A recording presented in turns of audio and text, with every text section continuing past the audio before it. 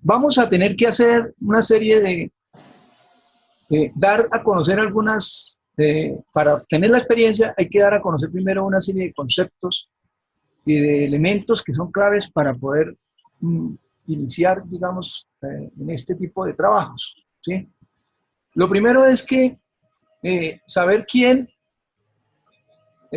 o por qué se hacen este tipo de trabajos, ¿sí? De identificar la estructura de un bosque. ¿Por qué se requiere tener la estructura de un bosque? Primero, hay coberturas naturales que ya pues han sido diezmadas y han sido entresacadas, han perdido su riqueza. Cuando hablamos de riqueza es la cantidad de individuos que hay de una especie, ¿sí? Es la cantidad de individuos que tiene una especie. Nosotros en los bosques de nuestros territorios, en el trópico, casi siempre vemos muchas especies, pero con muy poca abundancia. Es decir, que no tenemos riqueza, ¿ya? La riqueza la da la cantidad de individuos que tiene cada especie. Es importante partir de allí. Por eso es la fragilidad de nuestros ecosistemas, de nuestras coberturas boscosas, porque nosotros encontramos en un área de bosque, encontramos muchas especies, pero la abundancia de esas especies es poca, es decir, no se repite la especie en un bosque, en muy pocas veces. Usted ve un Quercus humboldti y hay pues algunos bosques de Quercus, pero eso es una de las tipicidades, digamos, es algo que de vez en cuando se ubica. En la mayor parte de nuestros bosques siempre encontramos muchas especies y pocos individuos por especie, o sea, la riqueza es baja. Empecemos por ahí. Segundo, encontramos también coberturas muy diezmadas, es decir, áreas donde no hay bosque. Entonces decimos nosotros, ¿para qué se requiere identificar esas áreas? Para poder saber qué tipo de bosques existían en esas áreas y cuál era su estructura inicial, y de allí poder tomar decisiones de cómo se puede restaurar o cómo se puede hacer por ejemplo, un proyecto de compensación ecológica. Una empresa nos contrata para hacer un trabajo de restauración ecológica. ¿Cómo haces una restauración ecológica? Devastada, un área intervenida, un área que ha sido impactada por un proyecto, ha sido eliminada las especies. Sencillo.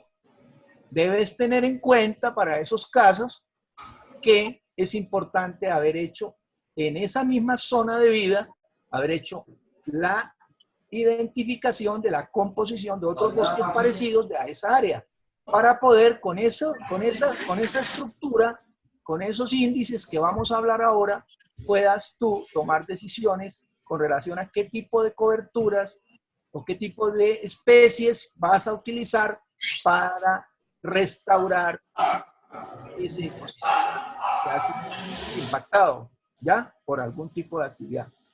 Entonces, ya vamos allí. Segundo, cuando tú haces una caracterización, lo primero que debes tener en cuenta es cuál es el área a trabajar. Siempre que se hacen trabajos, se tiene un área definida, un área demarcada, delimitada geográficamente. Esas áreas demarcadas, debes saber que no vas a ir a toda el área, ¿cierto? Tú no vas a encontrar un área de 2.000 hectáreas y vas a ir a las 2.000 hectáreas porque pues, el esfuerzo que vas a hacer es muy grande para poder identificar la estructura del bosque. Para poder saber, entonces, tienes que mirar transectos. O sea, vas a ir y vas a ubicar unas áreas de acuerdo al tipo de coberturas tú vas a muestrear. Entonces tú vas a decir, vamos a un número de parcelas. Un número de parcelas quiere decir que de acuerdo al área, tú vas a identificar un porcentaje con el cual tú quieres trabajar, y con ese porcentaje es que vas a definir el modelo. Es decir, no podemos abarcar las 2.000 hectáreas, solo tenemos que ir a unas áreas, pero como todo el área que vamos a estudiar no es homogénea, sino que es heterogénea, por lo general nuestros ecosistemas son heterogéneos. Entonces tenemos que ir a identificar los diferentes tipos de cobertura, de ahí la importancia de saber interpretar coberturas. Entonces tú vas a que cada tipo de cobertura le haces un número de parcelas. Entonces si tú sabes que la mitad es bosque, entonces tú vas a ir a hacer un número de parcelas. De las 2.000, 1.000 son bosque. Entonces de esas 1.000 vamos a hacer el 10% o el 2% o el 5%, como tú lo quieras. Por ejemplo, si estamos haciendo un proyecto que es para una vía, que va a trazar una vía casi que piden el 100% del inventario. El inventario al 100% es ir por toda el área de la vía, por donde va a pasar la vía, y saber cuántos árboles y qué tipo de especies se van a dañar o se van a tener que ver afectadas, como lo que está pasando ahora aquí en Cúcuta, en la vía Cúcuta, entre Bucaramanga y Pamplona, están haciendo una vía, y aquí en toda el área, entre el Rasgón, La Judía, Agua Blanca, Rosa Blanca, en todo ese sector han afectado más o menos unos 17.000 individuos. Eso tuvieron que haberlo identificado desde el momento mismo en que empezaron el proyecto, y se tuvo que haber hecho unas parcelas que le definieron al dueño del proyecto cuál iba a ser el impacto, cuáles iban a ser las especies a afectar y cuánto era la cantidad y la frecuencia que tenían esos individuos, la estructura que tenían esos individuos, la abundancia que representaban esos individuos, ¿sí? Entonces todo eso lo vamos a ir mirando en la medida en que vayamos avanzando. Entonces lo primero es tener geográficamente cuál es el área que se va a trabajar, cuál es el tipo de coberturas, y de acuerdo a cada cobertura se identifican un número de parcelas o transeptos. Generalmente las parcelas o transeptos son siempre o cuadradas o rectangulares. Para este caso nosotros trabajamos casi siempre, cuando son bosques, estamos hablando de bosques, siempre son rectangulares, 50 metros de largo por 10 de ancho. Se toma como si estuvieras haciendo una calle, tomas un hilo y de acuerdo al número, a la cantidad de área, pues tú estableces cuántas parcelas vas a hacer. Esas parcelas no se hacen en el mismo lugar, ¿no? Se distribuyen en el área para poder, pues también de acuerdo al acceso que se tenga y todo ese tipo de cosas, pues, no vas a hacer una parcela en el sitio más difícil de accesar. Siempre hay que mirar el acceso a la parcela. Entonces, cuando ya tienes definido cuántas parcelas vas a hacer, miras el acceso, miras cómo llegar y empiezas a ya ir a los sitios donde tú definiste geográficamente o definiste en un mapa previamente dónde ibas a hacer esas parcelas. ¿Quedan claros hasta ahí? ¿Hasta ahí el tipo de parcelas? Sí, profe, esto... Sí, me gustaría hacerle una pequeña pregunta. Sí, claro. Bueno, ¿cómo se restauraría una parcela o un ecosistema donde no quede fragmentos del mismo, del ecosistema original? O sea, si se destruyó totalmente. Eso era lo que yo les mencionaba. Si ya sabes que hay zonas de vida, ¿sí? Tú sabes que vamos a un territorio, un bosque basal tropical, que es entre 0 y 1.000 metros. ¿Sí? Esos ecosistemas, las especies por lo general, se encuentran distribuidas en ese tipo de zona de vida, casi siempre se repiten, o sea, tienen una estructura. Esos bosques tienen una estructura, a no ser que sea un bosque, primero, hay diferentes tipos de basal tropical, seco y húmedo y muy húmedo. Vamos a suponer que estamos hablando de un bosque seco basal tropical, como en el que estamos trabajando en este momento en el departamento del Cesar, que es un bosque seco, porque las precipitaciones son por debajo de 500 milímetros anuales. Entonces, Esta zona de vida, si tú vas a esa zona de vida, siempre vas a encontrar bosques con unas características y una estructura que tienen esas coberturas. Es decir, casi siempre vamos a encontrar unos individuos o unas especies que son los que marcan el índice de valor de importancia. ¿Ya? El índice de valor de importancia, que ya lo vieron ustedes con Yasmín, pues van a ver que está dado por una cantidad de individuos, unos indicadores, ¿sí? Como es el caso de la abundancia, la frecuencia y todo lo que tiene que ver con la dominancia. Si tú tienes claro el índice de valor de importancia de cada uno o la estructura de cada uno de los bosques, ya vas a saber qué tipo de especies son o cuál es la composición florística que hay en cada uno de estos relictos boscosos. Tú vas a estudiar es un relicto de bosque dentro de esa zona y con este relicto vas a saber cuál es la composición florística que tiene ese bosque. Es decir, tú no necesitas tener en esa área devastada individuos para saber qué individuos o cuál era la composición florística de esas áreas que hoy no tienen cobertura. ¿Sí me entiendes? Si yo voy a un bosque, ya me encuentro, o a un relicto de esa misma zona de vida, vas a encontrar la composición florística que tenía ese bosque primigenio, ¿ya? Sin haber sido impactado. ¿Sí me queda claro? ¿Sí les queda claro? ¿O fue confusa la respuesta? Bien, bien, Juan Agustín, gracias. Muchachos, preguntas. El muchacho que preguntaba por la intervención de la Sierra Nevada. Sí, con relación a la Sierra Nevada, pues usted, a ver. Espérate un momentico, Sergio, ¿eres tú? ¿Quién fue el que hizo la pregunta? Sergio Rivera. ¿Qué dice la pregunta? Pues, profe, yo lo que mi inquietud era sobre, digamos, un área determinada que se quemó, digamos, por ejemplo, en la Sierra Nevada, que son extensiones bastante grandes. Y para hacer, digamos, una restauración ecológica de esa zona, pues, ¿qué se tendría que hacer o cuáles son los pasos a tener en cuenta? Porque como decía ahí, se quemó gran parte de la vegetación y no sabemos cuál era la nativa. Entonces, ahí, en esos casos, pues, ¿qué se debe hacer? ¿Cuáles son las condiciones? Primero que todo, quiero mencionarles que la Sierra Nevada está ubicada en 3 departamentos, ¿sí? Y tiene distintos tipos de zona de vida. O sea, tiene todas las zonas de vida. Tiene el basal tropical, tiene seco, tiene húmedo, tiene muy húmedo, tiene hasta la zona nival.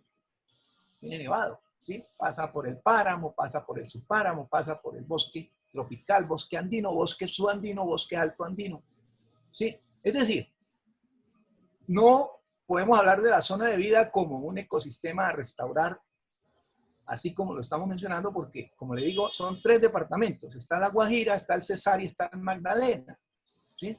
Entonces, no vamos a hacer una restauración de un ecosistema como lo es la Sierra Nevada, porque es que la Sierra Nevada, primero que todo, tiene múltiples ecosistemas, ¿sí? Entonces, siempre vamos a trabajar con ecosistemas en los cuales se puedan intervenir. Lo segundo es que hay dentro de la zona de vida, dentro de la Sierra Nevada de Santa Marta, hay una serie de comunidades indígenas que tienen sus propios hábitos y ellos planifican, tienen su proceso de planificación de ese ecosistema.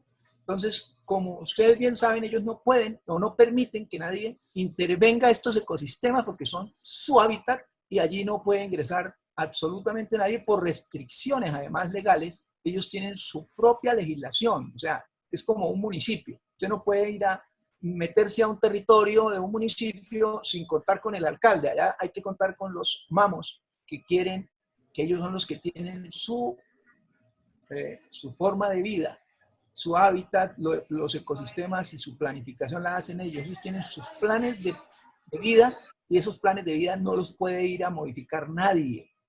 Por eso cuando se hace un trabajo en la Sierra Nevada, casi siempre los ecosistemas se pueden intervenir en la medida en que son en las zonas que no tienen influencia las comunidades indígenas.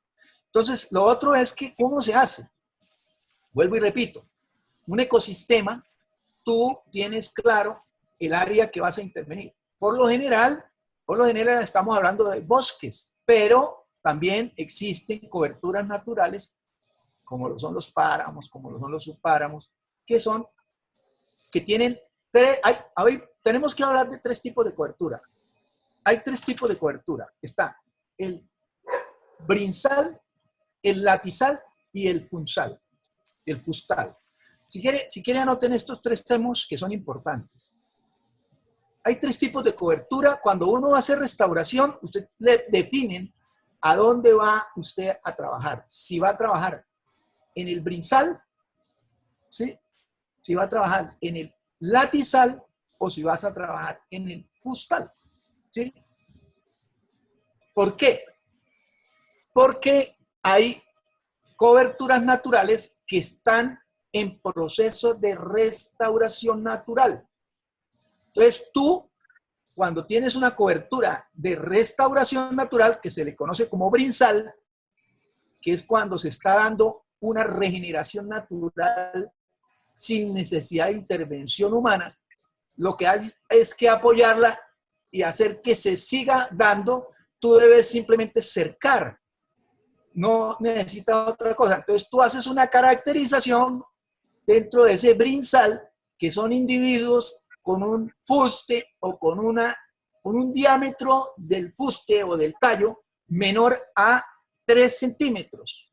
Eso quiere decir que apenas están empezando a crecer, 1.5 a 3 metros. Ese es el famoso brinzal, lo que se conoce como rastrojos. En la naturaleza, esos rastrojos son una etapa inicial o un proceso de sucesión que tienen los bosques para llegar a la madurez.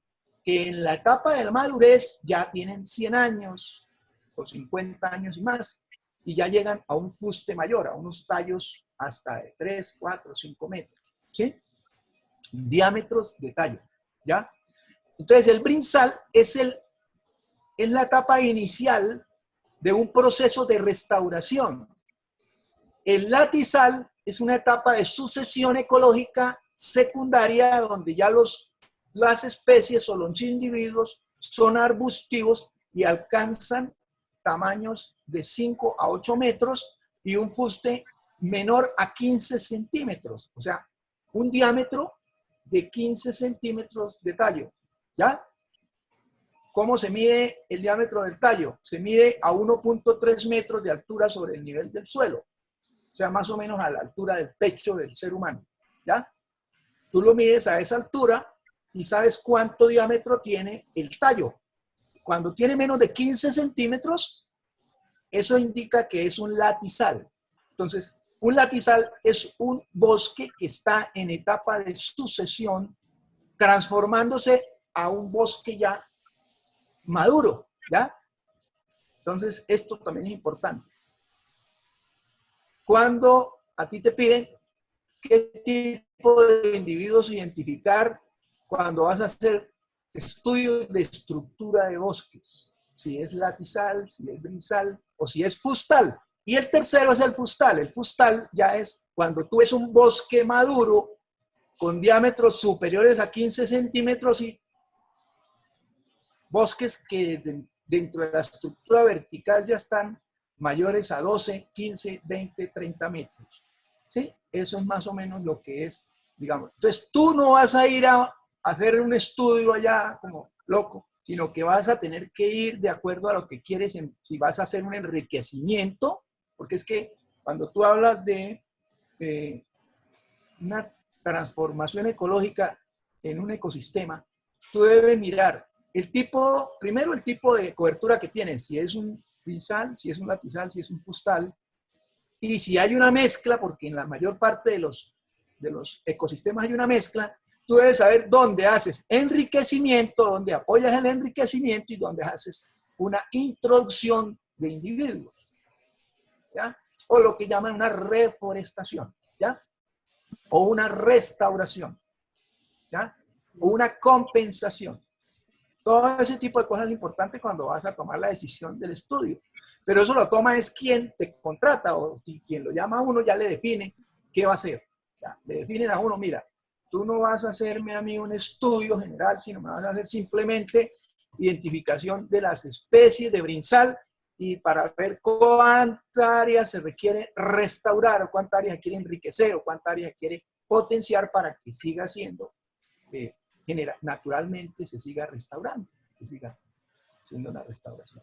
Entonces, por eso cuando hablamos de la Sierra Nevada de Santa Marta, la Sierra Nevada de Santa Marta es un ecosistema demasiado diverso, ¿sí? Con una cantidad de ecosistemas dentro de él por la cantidad de pisos térmicos que hay, o sea, desde 0 metros sobre el nivel del mar hasta casi 3.800 metros sobre el nivel del mar. Ya, es de las áreas con mayor elevación. Recuerden que allá está el pico Colón, el pico Bolívar, más de 4.000, perdón. ¿Ya? Entonces no vas a encontrar en ese ecosistema, no vas a hacer un trabajo que vamos a hacer un ejercicio para la Sierra Nevada. Yo tengo una pregunta. Sí, Adriana, cuéntame. Profe, pues ¿qué se podía hacer en un incendio forestal como el que tuvo Australia para proceder a hacer una restauración? ¿Cómo se haría? Bueno, yo primero que todo, un incendio forestal depende también qué área cuando el abarcó. suelo está prácticamente calcinado, ¿qué se puede hacer ahí? No, desde luego. Primero que todo, en esos casos, hacer una restauración ecológica tiene que primero, además de conocer la estructura del bosque, saber cuál es la composición florística, cuáles son las especies indicadoras de esos bosques, pues para poder llegar a eso tienes que hacer estudios de caracterización de los bosques que están naturales y que no han sido intervenidos por el incendio, para poder saber qué composición tenían los primigenios, a los bosques que están sin alterar. Hay que mirar primero eso, hacer un estudio allí. Segundo, mirar qué tipo de suelo, qué características, cómo quedó el suelo. Porque recuerde que allí, en las condiciones naturales, los incendios son algo natural. Los bosques presentan incendios por lo general, pero vuelven y se recuperan. O sea, recuérdense que hay restauración ecológica natural o la famosa regeneración natural. Los bosques tienen una capacidad homeostática o una capacidad de resiliencia. Y esa resiliencia, pues, en el periodo de tiempo es, ojo, amplio. No es que usted vaya a tener un bosque y se incendió y que a los 10 años ya tenga usted un bosque otra vez. No, eso requiere etapas erales. Etapas erales son eras en el tiempo que va permitiendo que el bosque se vaya regenerando. Se vaya regenerando y cada área tiene una dominancia ecológica. Cada especie, cada individuo tiene una dominancia. Entonces, en la etapa inicial, de pronto vas a encontrar que no vas a tener nada que hacer. Lo va a hacer en la misma naturaleza. Porque tomar decisiones de ir a reforestar en un suelo que está totalmente afectado y que no quedaron sino cenizas y que muy pocos organismos vivos hay en el suelo para hacer una siembra es algo absurdo. Entonces lo primero que vas a tener que hacer es identificar áreas que se empiecen a regenerar naturalmente, hacer un aislamiento del área para que empiece la sucesión ecológica de especies tempranas y esas especies tempranas se van encargando de ir generando un enriquecimiento para que lleguen individuos y a través de la llegada de diferentes individuos faunísticos, como son los insectos, el caso de los quirópteros o murciélagos, y otros individuos empiecen a diseminar semillas ya para poder empezar a generar una mezcla, un índice de mezcla de otros individuos que van llegando y van enriqueciendo la cobertura. ¿Sí? Es decir, esos no son procesos que se van a dar de manera... ¿sí? Hay que planificar. Entonces, primero identifico el área que se afectó, hago aislamiento. Aislamiento es no permitir, sino que la naturaleza, a través de su proceso de regeneración y de homeostasis, haga el trabajo. Eso permite que la misma naturaleza va seleccionando los individuos y va haciendo, como le digo, de acuerdo a la dominancia de cada especie, va dando origen a un tipo de coberturas muy parecido al bosque natural, de acuerdo a la zona de vida en la cual se está, digamos, expresando ese ecosistema. ¿Sí? Profe, tengo una pregunta. Sí. Laura, cuéntanos.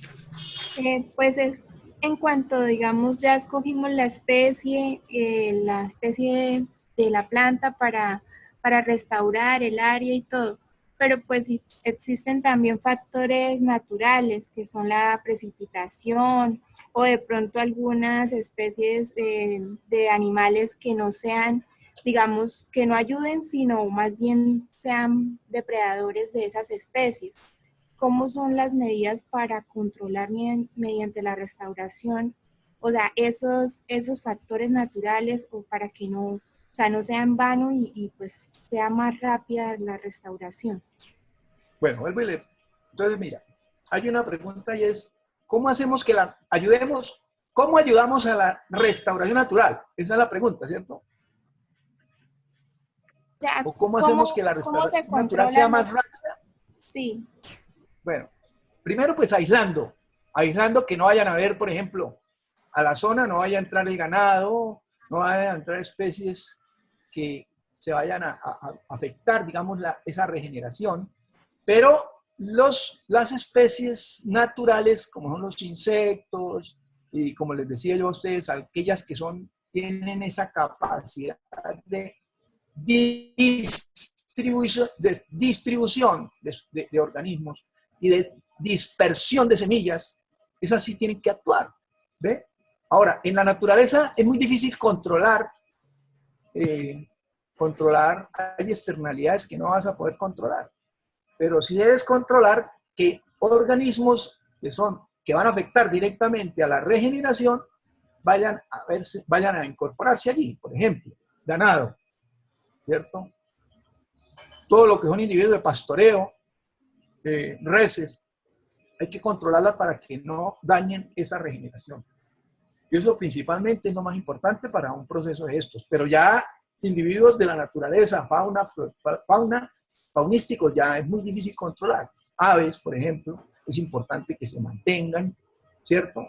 Y van a haber depredadores, eso es algo natural, la depredación dentro de un ecosistema, eso es algo...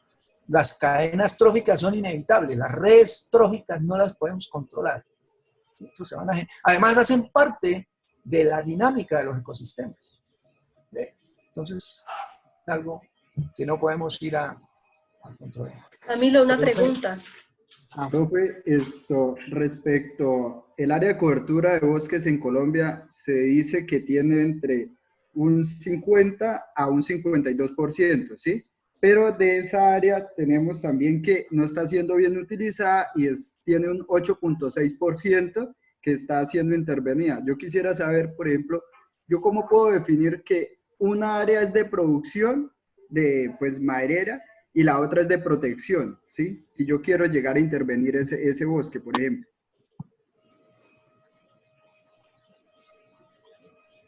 Bueno, primero, los bosques naturales se diferencian de las plantaciones forestales.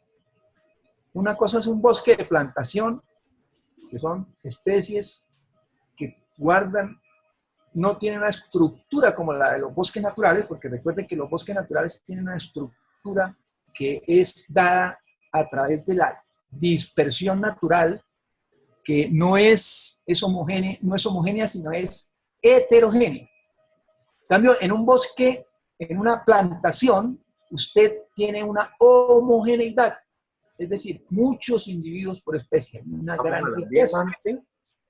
Entonces, no podemos confundir un bosque natural con un bosque plantado. ¿Ya?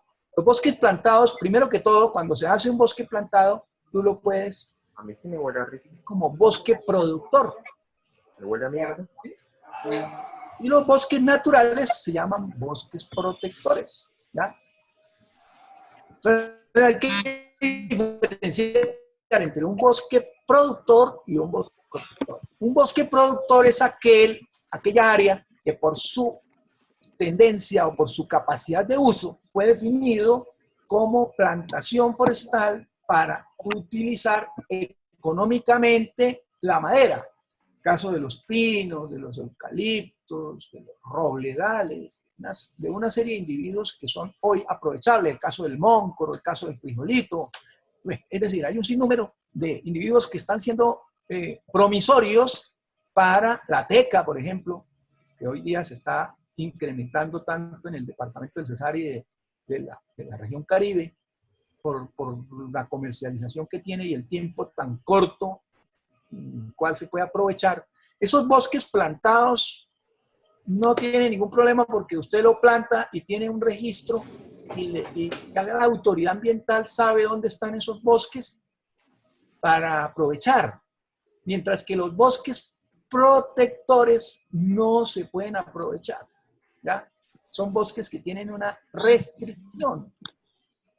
Por eso se llaman bosques protectores, porque tienen una protección sobre ellos y que legalmente no pueden ser aprovechados a no ser que haya un proyecto de interés superior que permite que la humanidad vaya a usufructuar. Entonces, por ser un interés superior, hay que eliminar parte de esa cobertura natural protectora. Entonces hay que hacer una compensación. En los casos en que tú haces aprovechamiento forestal de una cobertura natural protectora, tienes que hacer un aprovechamiento, pero la autoridad ambiental te permite hacer el aprovechamiento siempre y cuando haya una compensación por biomasa, por el número de biomasa. La cantidad de biomasa que se elimina tiene que ser digamos, compensada por todo lo que es la parte de la normatividad que existe. Entonces, el dueño del proyecto debe hacer esa compensación de acuerdo a la afectación que va a generar en una cobertura natural protectora. Entonces, no sé si le quedó claro la diferencia entre un bosque natural protector y un bosque plantado o un bosque protector. Julián. Sí, señor, muchas gracias. Yo tengo una pregunta. ¿Cómo se hace la selección pues, de esos sitios, esas áreas para la compensación de un proyecto pues, de gran envergadura? Si, pues, si sabemos o supongo pues, que estas áreas deben ser ecológicamente equivalentes. Entonces, pues, ¿cómo sabemos o cómo seleccionamos esas áreas? Bueno, la norma hoy día ya por proyectos, por ejemplo, no sé, Yasmín, si en eso me pueda reforzar. Tú tienes una amplia experiencia en el tema. Bueno, trabajaste en ese tema en la CMB. Bueno, realmente nosotros tenemos áreas de compensación que se definen principalmente cuando se va a desarrollar una obra o actividad y se requiere una concesión de aguas.